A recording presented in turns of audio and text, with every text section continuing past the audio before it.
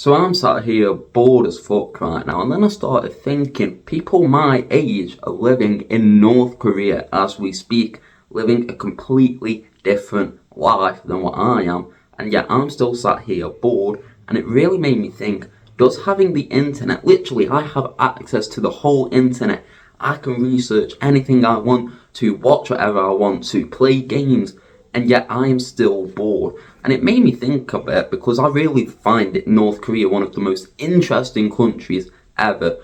And we think about it as being very isolated from the rest of the world, but do they think that the rest of the world is isolated from them? Because think about it, they don't know nothing about us other than their propaganda, which makes you think, are we getting fed propaganda about North Korea? It's so confusing to think about because we are as much isolated from them as they are as isolated from us. We don't actually know what goes on in North Korea. We don't know the lives of the actual citizens there, the real people, not the government, the people. What do? And just the fact that they don't have the internet actually somewhat bring them closer together, meaning they're not as bored as us. Maybe it's the fact that we're so isolated, like on the internet, playing games, watching videos, that we are just constantly bored despite having basically unlimited options. And it just made me think, someone my age in North Korea at this very moment is living their life in a much more restrictive way, I imagine, than what I am. They can't freely walk to the shop, they can't freely go into town, and yet they might not be as bored as me. They may be living a happier life than me, a better life than me. Because you have to realise, you have to separate the people from the regime. And from what I've seen from North Korean vlogs is, a lot of the North Koreans, they're just like us. They socialise, they share music, they laugh, they joke. And it just really makes you think, are we like progressing backwards in a way? And North Korea is progressing forward in a way. That's not to say North Korea is a good country, I'm not saying that, but with the internet and unlimited options, does it actually just kill our ability to have fun and natural dopamine? Whereas in North Korea, is their happiness more happy than us?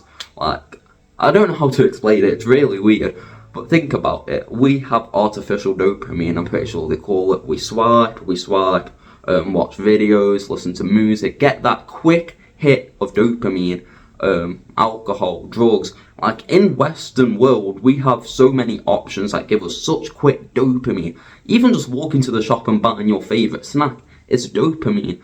But they don't have like them luxurious options.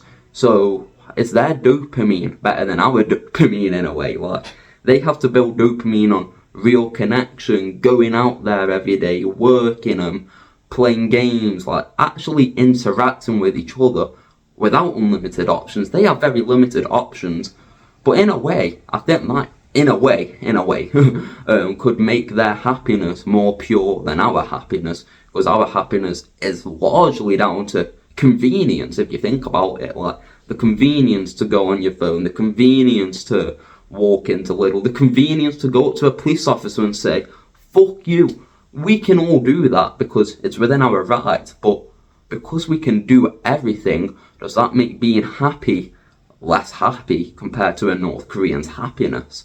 Obviously, I know that a lot of North Koreans won't be happy, but it's hard to think about because, like I said at the start, they are so isolated from us, but we are so isolated from them. So it's just a little food for thought, just a little quick one, and I just find it so interesting to think about.